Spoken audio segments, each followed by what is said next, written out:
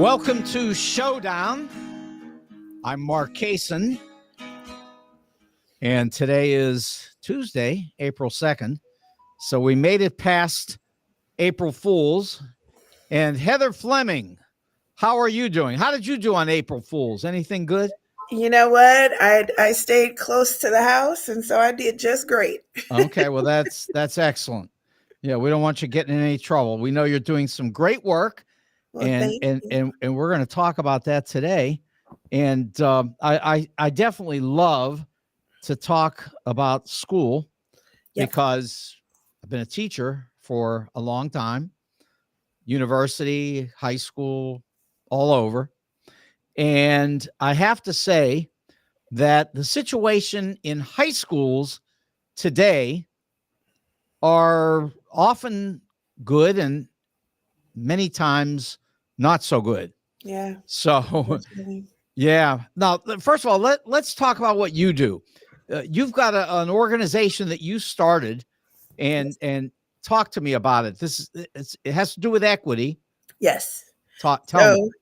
So, in 2021, when the first anti-critical race theory bill was introduced, I recognized at that time that critical race theory was just a buzzword that they were using to really encouch diversity, equity, and inclusion, and to basically ban it in our state. And so I started a little Facebook group that eventually turned into the Missouri Equity Education Partnership. And what we do is that we advocate for equity at every level, like everywhere that equity is under threat. We go in and we advocate, and we teach others to try to advocate for equity as well. Yeah. Did you almost fall over a couple of days ago when you read that Attorney General Bailey was claiming that the fight that everybody's been talking about in Hazelwood East, that fight was a direct result of diversity, equity, and inclusion?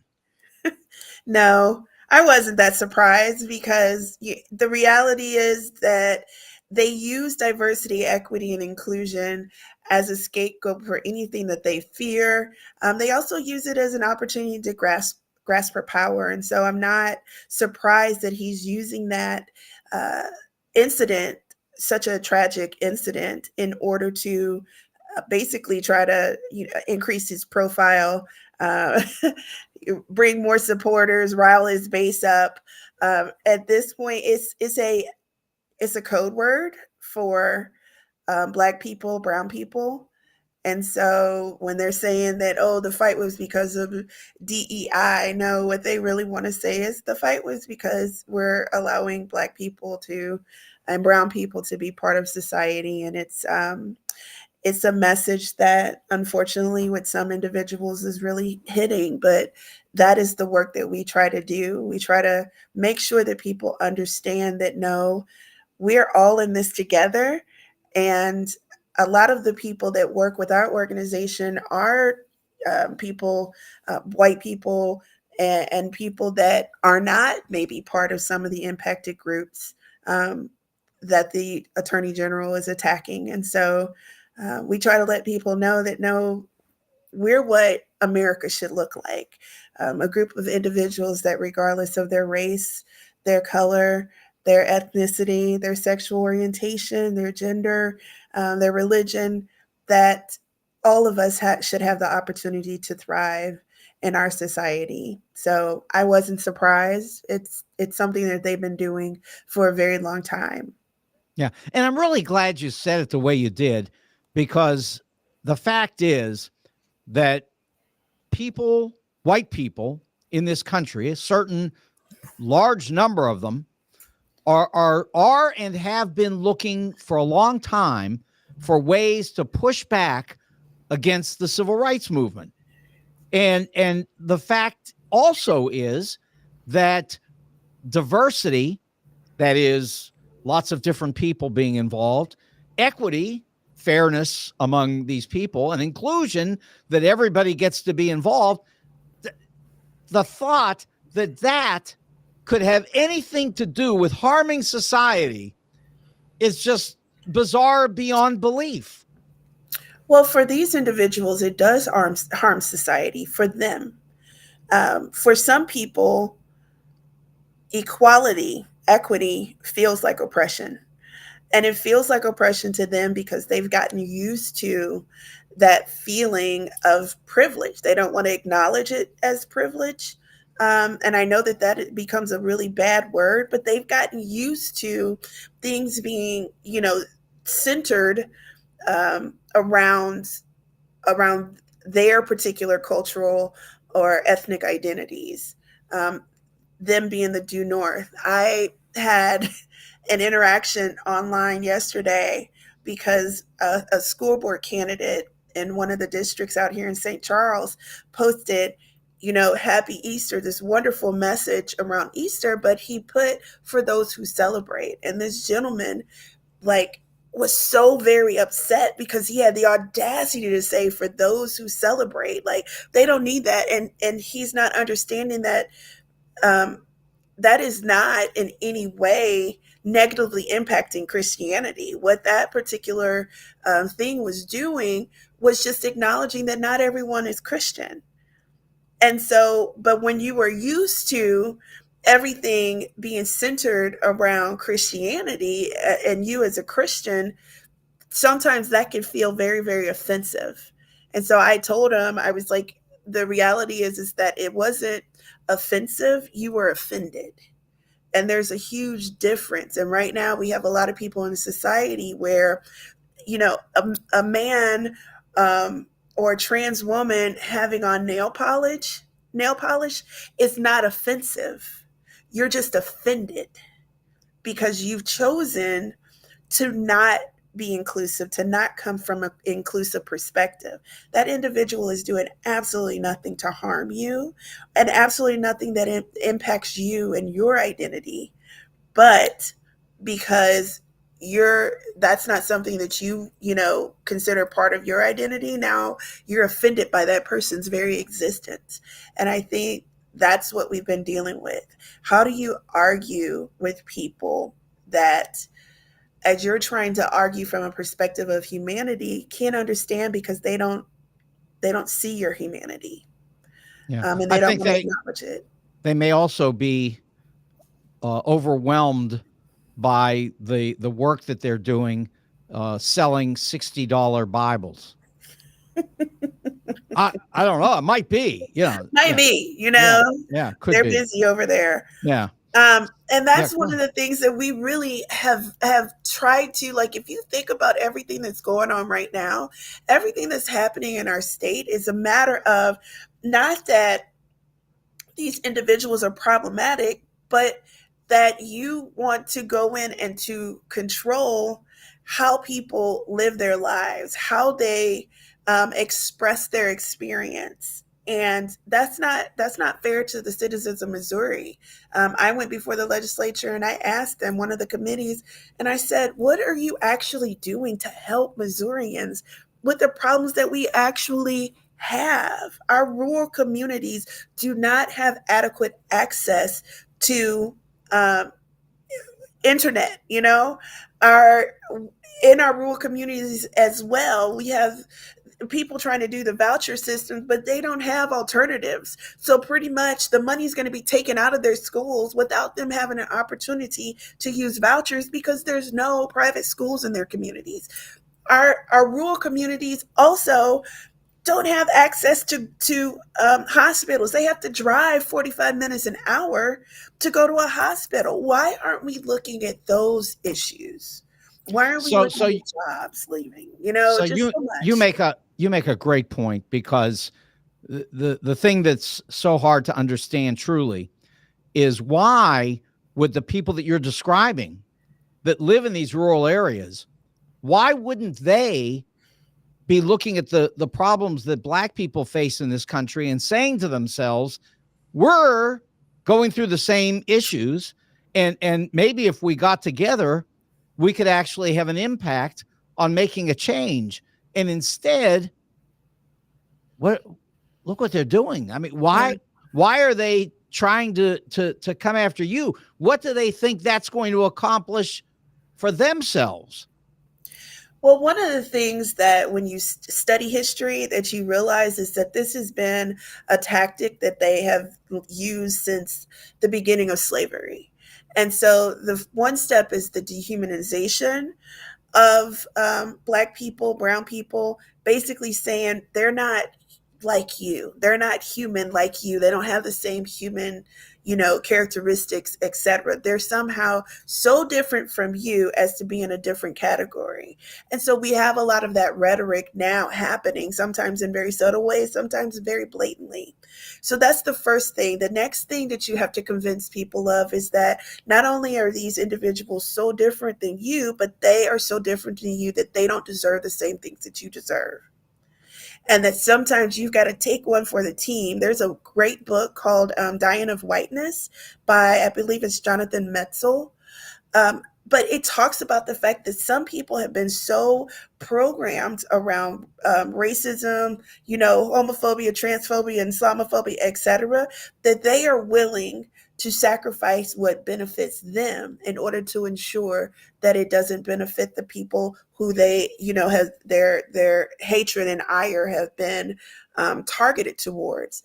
And so that's what we find. We have a lot of people in our state that they see that that, okay, this would benefit black people, it would also benefit me, but they've also been given a silent promise that we're going to hurt the people that you want to hurt, but that won't hurt you.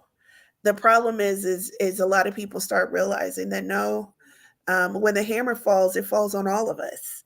And what we should be organizing around is socioeconomic differences as opposed to racial differences, ethnic differences, etc. Yeah. And when Donald Trump said that the blood of America is being poisoned by immigrants coming from Africa, I just don't even know how much more you have to put out there to convince people that something really horrible is happening. It's happening. And that's the thing about it. Like, people started being like, oh, you're overreacting a little bit, when it's like, okay, y'all, there's a lot of similarities between what happened in 1930s Germany and what's happening now in our country. And they're like, yeah, everybody always, states Hitler or goes to Hitler, and you're just overreacting. No, we can actually show that there's a lot. Like, for instance, we are having people that are wholeheartedly trying to ban books. That is one of the first steps that happened that led us Wentzville, to genocide, Wentzville's done it. Yeah. Francis Howell has I done live it. in Francis House, so I'm Okay. here right at ground zero having to deal with this stuff. And it's bad. It's just it's bad, it's wrong. But the whole thing is that it's part of a very concentrated plan. If anyone cares to read Project 2025 out of, I believe it's the Heritage Foundation, Absolutely, it it is. is terrifying to see what they plan. They put it out there. Yes, And we they have a have. lot of people that still are like, well, they don't really mean that. Yes, they do. Yes, they do. Yeah, because and I've talked about this even recently, and that is that this Project 2025 wants to destroy what they call somehow this administrative state that they believe is wrecking America.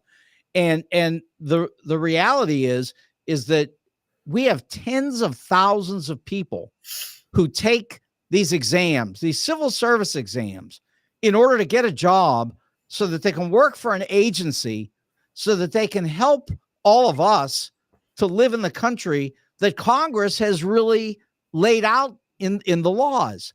And to think that we can just wipe out these agencies and that Donald Trump could just put all of his favorite people in charge of all of this, well, it's just the most bizarre idea.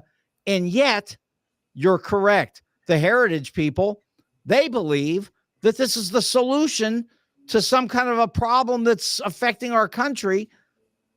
It's amazing. The big thing for people to realize is that Donald Trump is pretty much a useful idiot for the people on the right. He They appeal to his ego. They appeal to what you know will get him going, get him to use his charisma, his connection to his base, etc., to really get the things done that they want to. Donald Trump doesn't have any plans. If you listen to him speak, there's no plans.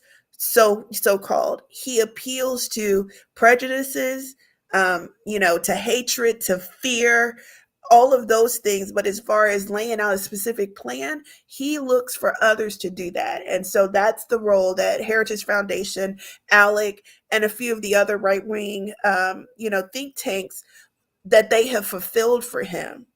So he's going to be the spearhead to put some of these things through that are just absolutely awful. They're awful. And So we I'm see it sure, trickling down, yeah, through the state. I'm sure that you talk to the legislature about these things. And so my question is, what do they say to you when you lay the plan out to them in terms of what's being done that's going to hurt them as well? Um, our legislators, we have a Republican. I think we're just one shy of a Republican supermajority. We pretty much have a supermajority. We've had one for 20 years now. And basically what they're all doing is they're all scrambling to maintain power. I don't want to say all, because we do have a lot of really good legislators. But many of our individuals on the right are struggling to maintain power by any means necessary.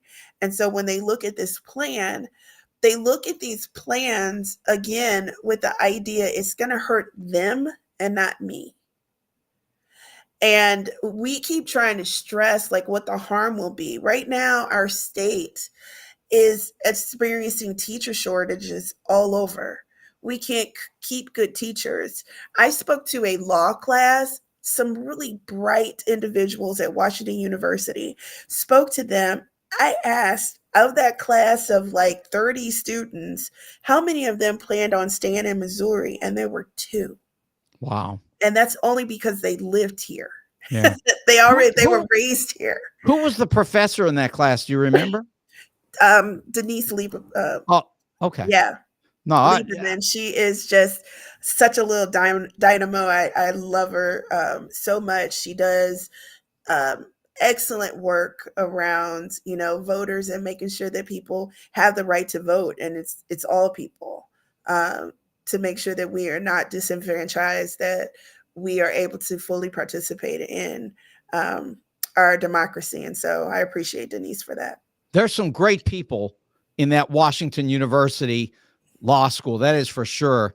I've done a lot of work with David Majarian. Are you familiar with him? I'm not. Okay. Well, he's another great one. And I can tell you also, I'm doing even right now a lot of work with the people in the Black Studies department at WashU. And I'm guessing you may know them. Have you worked with them? Who? Shanti. And sure. Gerald Early. I know Gerald. I know of Gerald Early. Okay. There's so many people, and it's so funny. One of the best parts of this, and I used to hear all the time, well, talking about this stuff, it just divides us.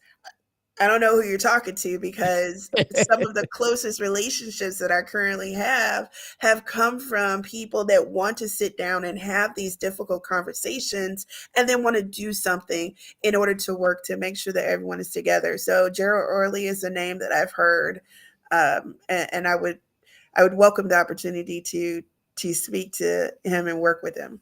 Yeah, Gerald's pretty famous because if you remember back to the story, maybe 20 years ago, he and his family were shopping at Frontenac, and his family was inside. He was outside waiting for them. Turns out he was in front of a jewelry store, and the police came and arrested him because obviously a black man was getting ready to rob a jewelry store. So Yeah, and so that ends up being one of the aspects that we really try to talk about. Like, I'm a black woman in leadership, and how some of the anti-blackness, et cetera, that is ingrained in our society, how that can impact people that are just trying to do the best that they can. Like, there's so many individuals that I hear stories about that it's like they were doing something fairly innocuous, and next thing they know, they're accused of something, or they're facing challenges that they should not be facing. Um, yeah, we look at what's happening right now with Nikayla Napper in Maplewood. Um, she is one of the most caring individuals that I've ever met. She loves Maplewood, and she is facing so much backlash that comes from a real place of is disingenuous, some of the criticisms that she is facing, and we see that a lot with our black leaders. And so you have to be vigilant about making sure, like, that you're applying that lens to say, well, wait a minute, is this criticism like a legitimate criticism, or is it coming from a place of, I've got a unconscious bias that I really need to check. And I have to do it all the time. I have to do it all the time with um, with checking my bias, and where I might be, overly critical of something that comes from a place that's just really not genuine. Yeah. I got to tell you, I've never gone wrong believing that in general, white people are looking for trouble in this country. I've never gone wrong. Not in all the years I've been here. I unfortunately, and the other thing that they don't understand is, and you mentioned it a little earlier, and that is this whole privilege business. Because here I am, a 72-year-old white guy with a bald head and a suit on, and all I have to do is walk into the Clayton courthouse, Uh-huh. and everybody there thinks I'm a judge. Okay, and I mean, this is, you talk about bias. Okay, they don't know, but they see something that's caught in their brain, and unfortunately, they're doing the opposite when it comes to black people, and as you say, brown people as well. And then the other thing, which is amazingly, it's an equal problem, and that is, Asians. When Mhm. people see Asians, they think, well, that person's a mathematical genius. No, that's not how it works. If they're a mathematical genius, they've done some work to become a mathematical genius. It's not because of how they look. It's not because of where their ancestors were born. And that's something that we're really dealing with Yeah, in a widespread way across this entire country. we It's are. it's out of control. I I think about this. There was a student of mine that and with you being a teacher, you understand that you're constantly in a process of, especially if you're trying to be a good teacher, you're constantly in the process of reflecting on, where have I really succeeded versus where is there some room for improvement. And I'll never forget that one year there was a student of mine who fell below the radar. He was struggling, but this was a way that even a positive bias can harm him, because of the fact that he was a young Asian man. I It fell under my radar to really look at what was going on with him, because I just made the assumption that he's fine. And come to find out, it took me, 2 or 3 weeks to really realize, okay, this kid is struggling, and to put a good plan in place for it. But that's what people don't realize DEI really is, especially in our classrooms.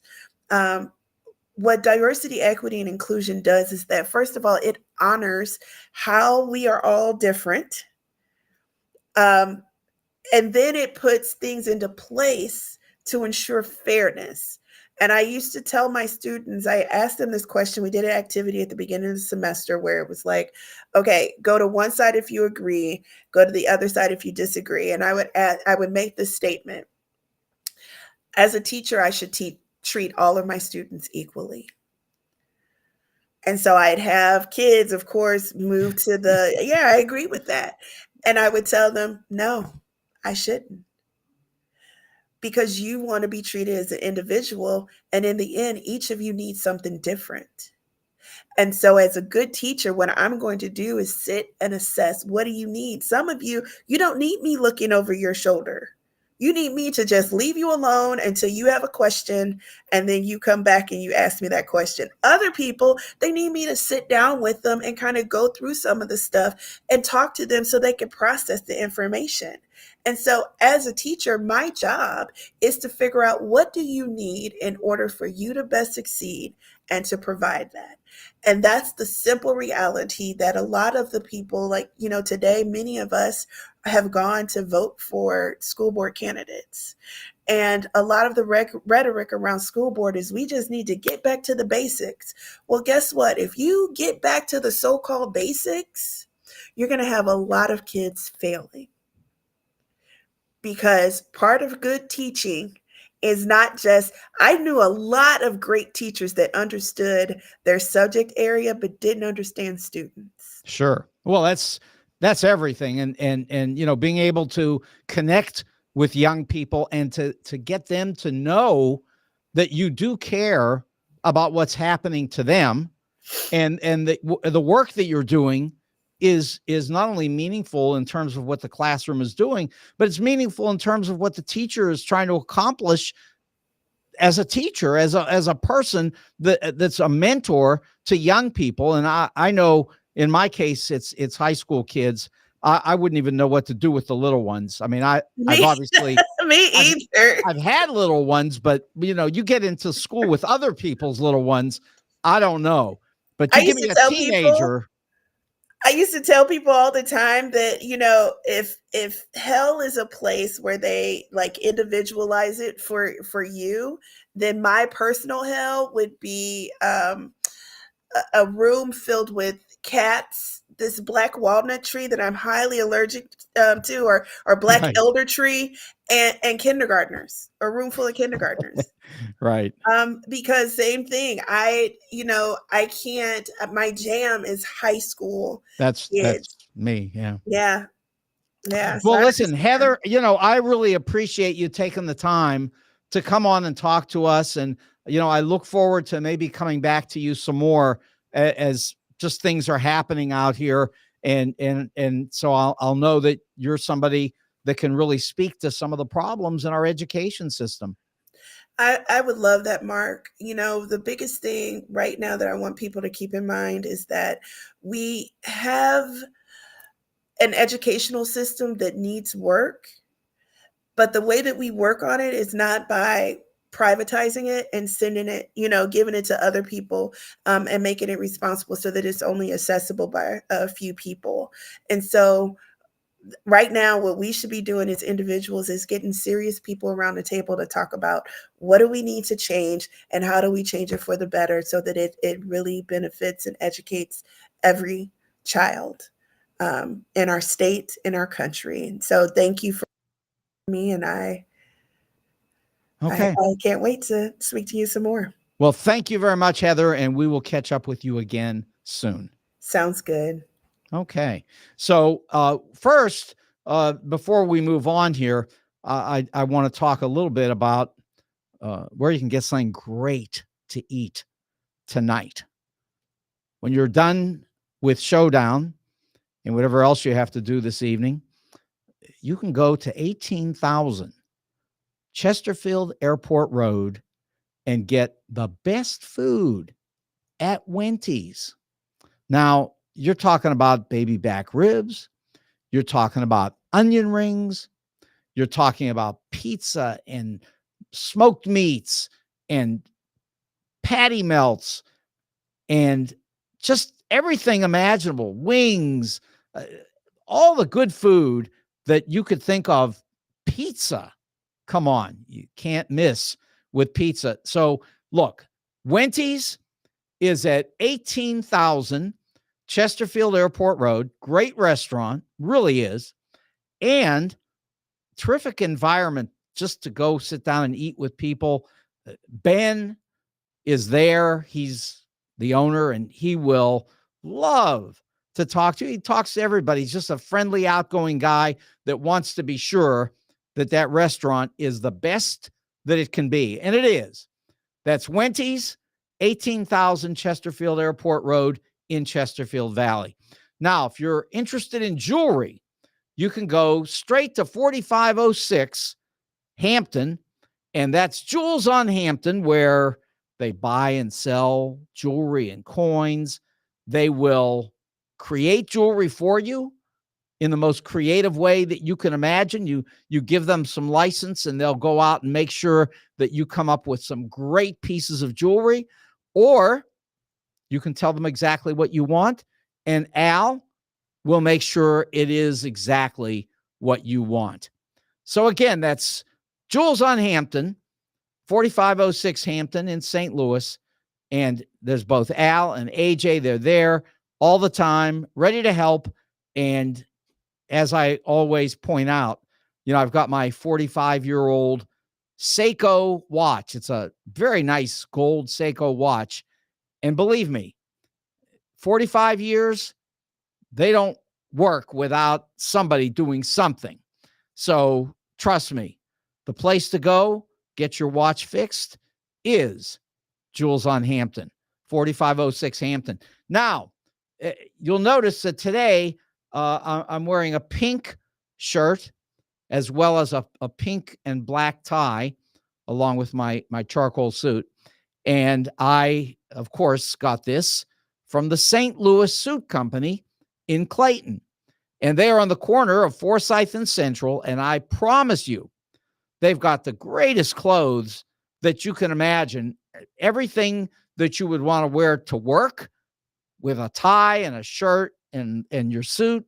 And of course, this is 2024. So forget the dress shoes. I'm done with that. I wear my Chuck Taylors. And as my students at school say, yeah, Kaysen, wear those Chucks. I wear the black Chucks and they want me to wear the red Chucks. Well, that's all good. Very comfortable. But that's a little different, but it's now fashionable.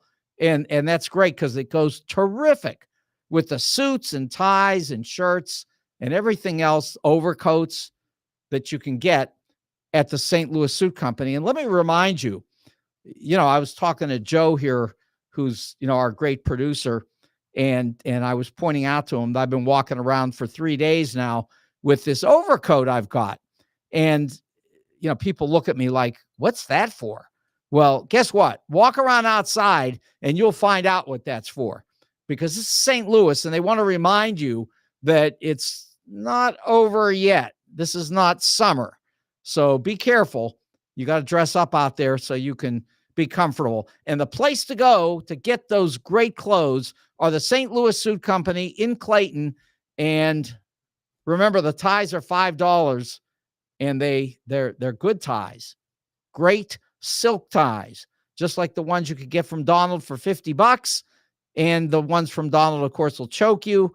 And these, you'll be very comfortable and live a long and healthy life, because the St. Louis Suit Company is a great place that's been there for 29 years.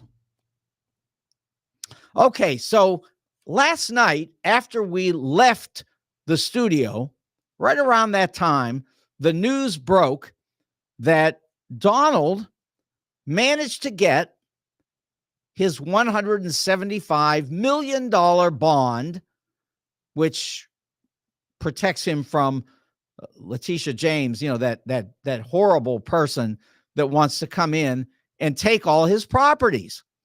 And, it's sort of interesting what happened. I've been saying for a while that it was highly probable that Donald would get his money from Vladimir Putin. But as it turns out, it doesn't look like that's true, although I wouldn't completely rule it out, because he actually got it from a guy named Don Henke. But we don't know where Henke got the money, but that's all right. I'm not going to worry about that right now. But the deal is $175 million posted by the Knight Specialty Insurance Company. Whoever heard of them? But at any rate, don't worry. They are a company that has put a ton of money into Donald Trump. And let me put it to you this way. You know, if you owe somebody $1, they're going to want their dollar for sure. And they're going to say, you know, can I have my dollar? And if you owe somebody $20, they'll probably do the same thing. But if you owe them $1 million and they know that you're maybe not able to come up with that money, the first thing that they're doing is they're thinking about what can they do to not get wiped out on this deal. They may have loaned the money to the wrong person, and now they want to make sure they get their million. And what they may have to do is they may have to loan you another 100,000 to keep you afloat, so you don't go bankrupt on the whole thing and end up taking this person down. Well, that is exactly where Don Hankey and the special night special insurance company, that's exactly where they find themselves. Because Donald is about a step away from having everything taken from him, which includes properties that have had money lent to Donald by the Knight Specialty Insurance Company. So this is a really bad situation for Don Hankey. He really had to come up with this $175 million, because without it, all these properties that are backing up his previous loans, well, they'd have been in the hands of Letitia James.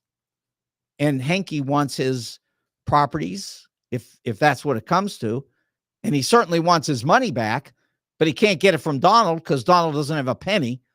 So Hankey steps up with wherever he got his money, and he loans it to Donald so that perhaps somewhere down the line, this might work out for both Donald and for Don Hankey, because otherwise they're both down the tubes. So this is an interesting situation.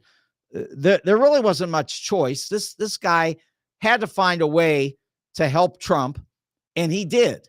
Now, he's sort of an interesting person all by himself, because back when we had the bad situation with the housing market and all the money was lent to people who couldn't afford homes because they didn't qualify for the loans, you know, they were called subprime borrowers. Don Hankey was one of the leaders in doing this, in lending money to people who couldn't afford to pay it back. Gee, who does that sound like? Sounds like this is a perfect business for him. Loan Donald everything you can, because believe me, he can't pay anything back. So anyway, that's what Hankey did. And now he's trying to protect his investment. And I understand why, because Trump's going down the drain. That's for sure. And, you know, in fact, there was a guy today, and I like this guy. I never heard of him before, but I like him a lot. His name is Dr. John Gardner.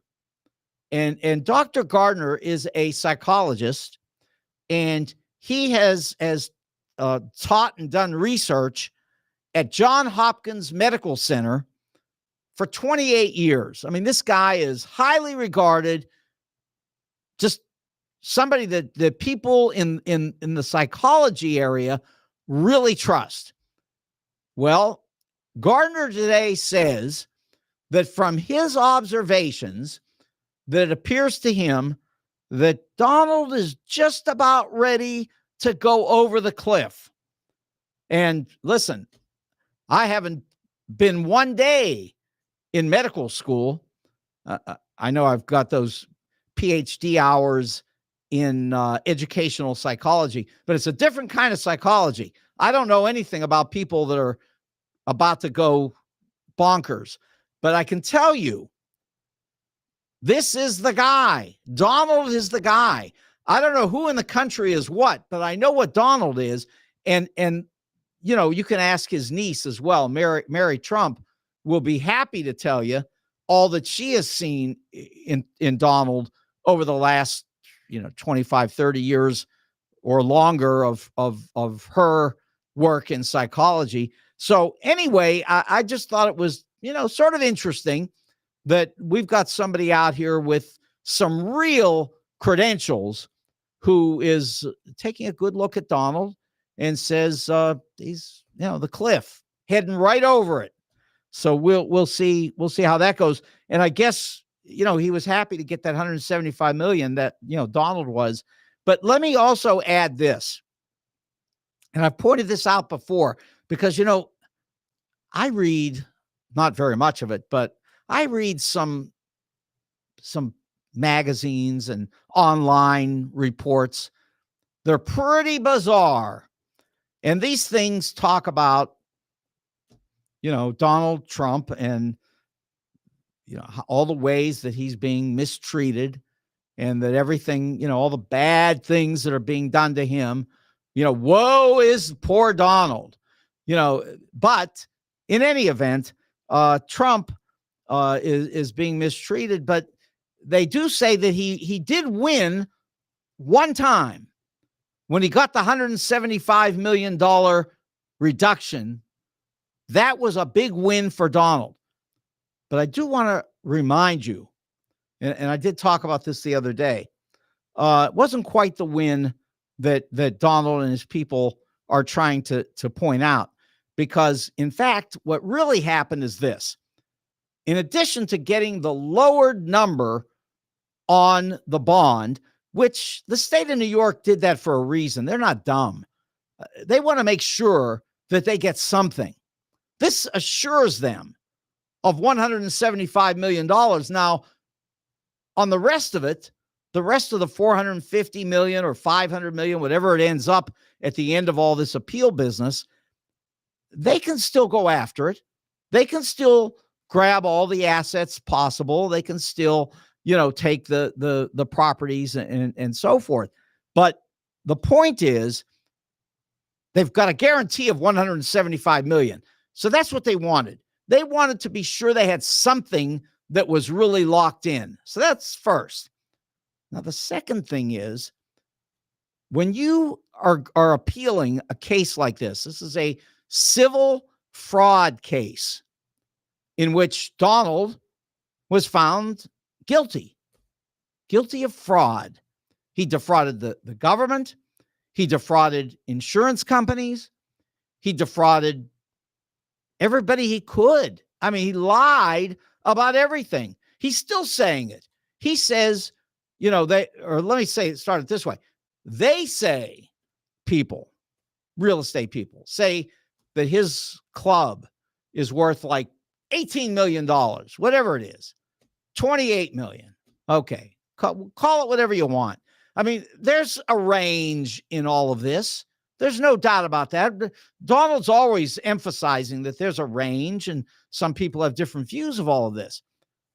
But Donald says that it's worth 100 times that $28 million. 100 times. He claims that all of his properties are worth billions of dollars, things that no one else could sell for, more than, $5-10 million for, various properties. But in his view, it's all worth billions of dollars. Well, again, I think that goes to John Gardner and the whole business of Donald going over the cliff. But I do want to point out what actually happened here. And that is that in this appeal process, you've got about 9 months to come up with the final information that you deliver to the court and that is perfected at the court in order to give the court the ability to come back and say, okay, we're going to evaluate what Trump says and we're going to figure out whether the appeal is justified or not. Now, the problem is Donald had 9 months. So 9 months added on to, say, whatever it was, the end of March. So that would take you to November after the election. And that would be November 25th, say, because it was March 25th that he was supposed to come up with the money for this. Anyway, the court and the state of New York said, we're going to give you the reduction to $175 million. But we're not giving you until November 25th. We're going to give you till July 1st. We want everything in, perfected, certified, whatever you want to call it. I didn't go to law school, but they want it in and done by July 1st. And that's a fact. That's the deal that was made. So the state of New York got two things out of this. They got a guarantee that they will get something. And then they also got this hurry up and get the appeal done process so that this would get out of the way in a relatively short period of time. Now, I don't know how long it'll take after the July 1st deadline is met, which will be met. Trust me, they're going to meet it, because if they don't, the courts are going to go bonkers on him, and they're going to listen. They're going to go bonkers on him anyway, because figure this one out. July 1st. Oh, that's a couple of months after the Manhattan trial gets underway, because that's going to start on the 15th. And today is the 2nd of April. And the 15th of April, that's the day the jury voir dire will begin. That's where they question the jurors and decide who they can keep and who they want to try to get rid of.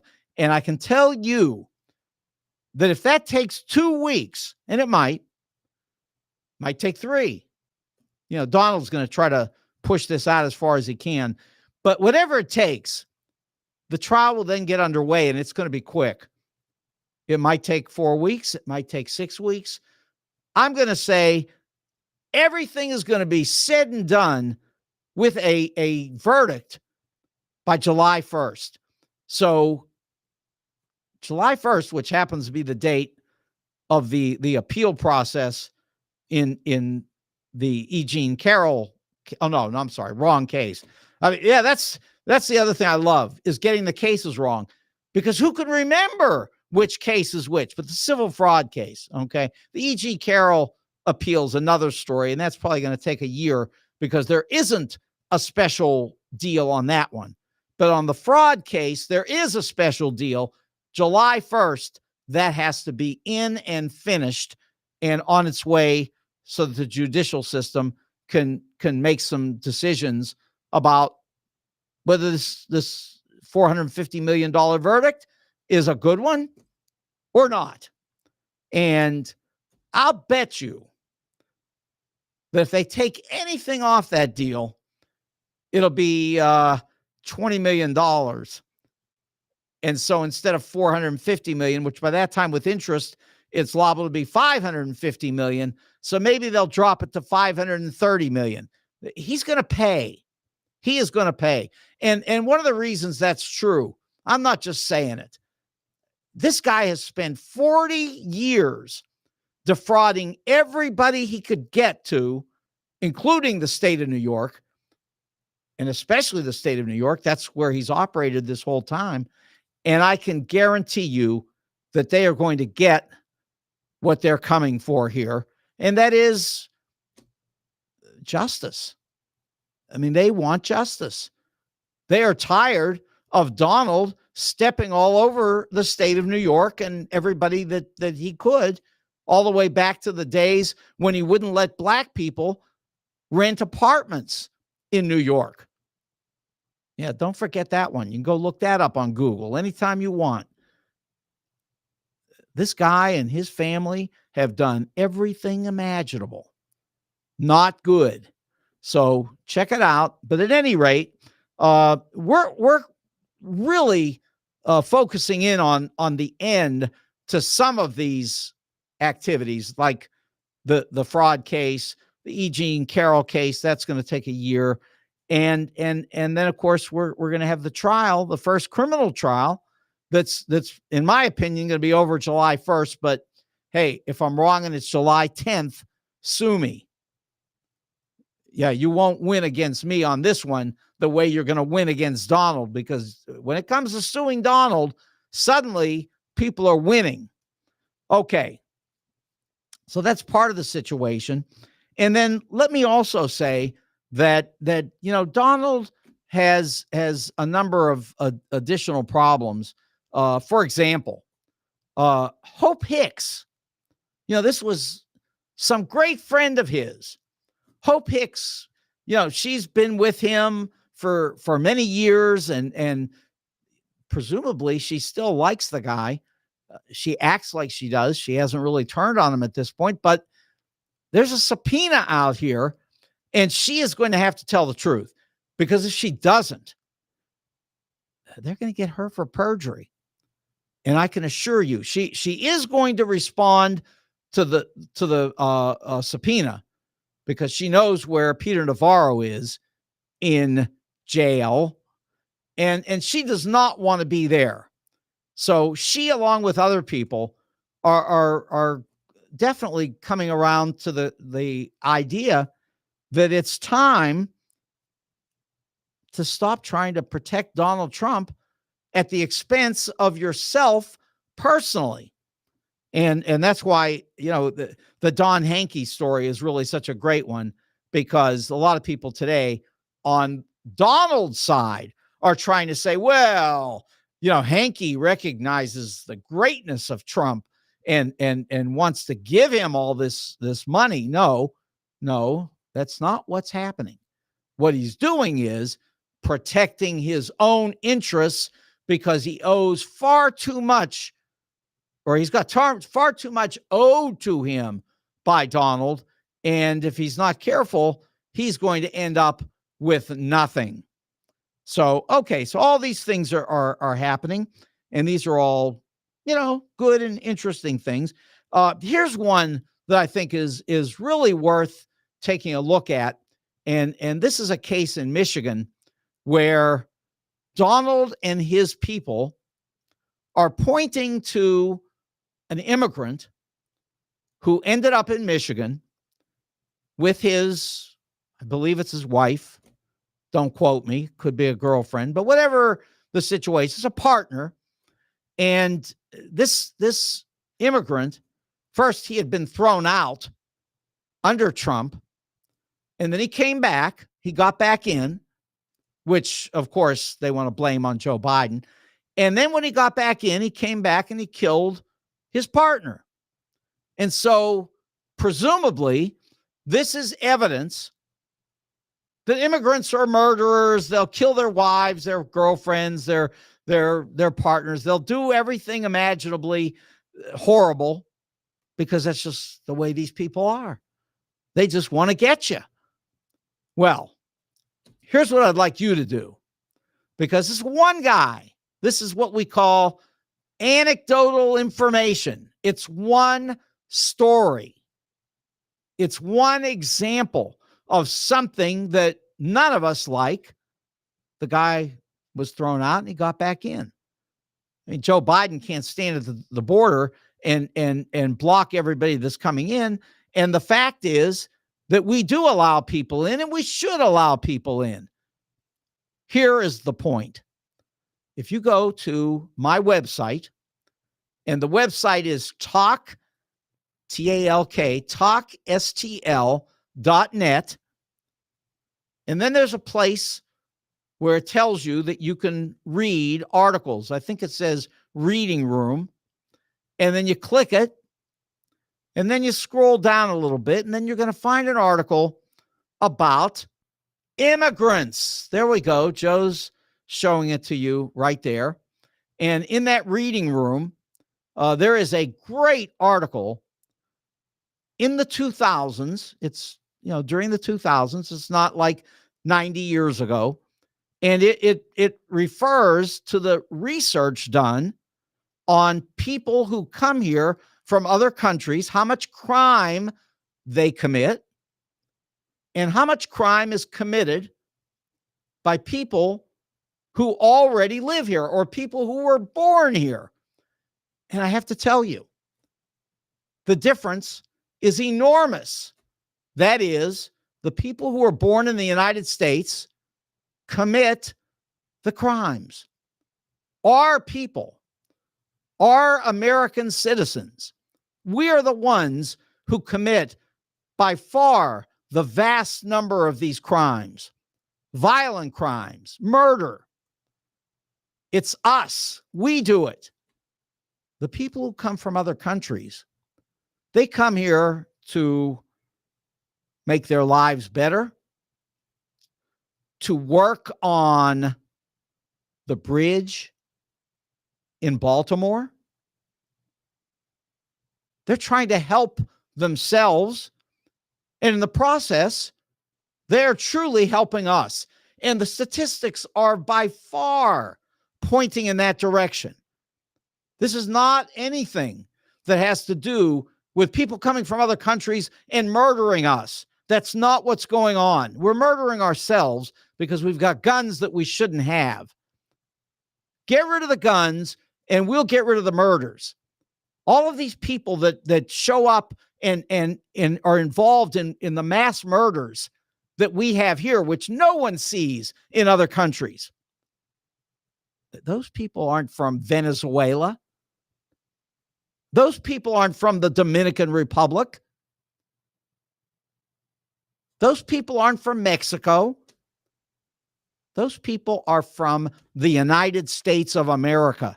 And they've got guns that should never be in their hands. They shouldn't be near those guns. Now, I know that we've got some crazy idea that there's something called the Second Amendment. Well, let me tell you something. The Second Amendment does not say anything about you having the right to have a gun. Nothing. Zero. A well-regulated militia being necessary to the security of a free state, comma, given that first statement, it has to do with a well-regulated state, a well-regulated militia being necessary to the security of a free state. You should know these words. You should be able to recite them. I can. A well-regulated militia being necessary to the security of a free state, comma, the right of the people to keep and bear arms shall not be infringed.